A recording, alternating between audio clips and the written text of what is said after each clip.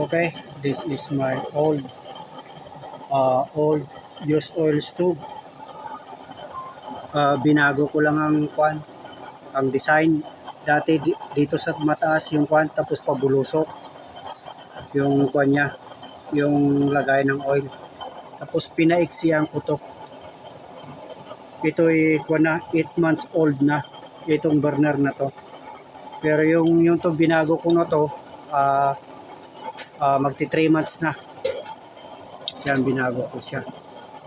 Ito old design, di 4. Ang lakas ng apoy nito.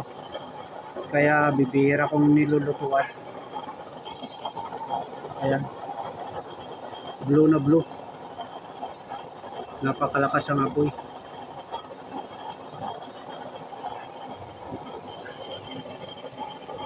Ayan siya. Mahangin kasi kaya lamang doon ang apoy.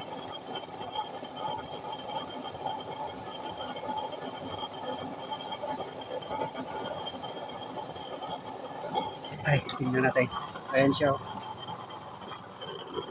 Ang lakas ng apoy. Hindi nga alam mapakali dahil sa hangin. Ayan. Ang lakas. At makapal yan. Binili ko yan kay Boy Bakal sa Baknutan, La Union. Okay, yung isa binenta ko.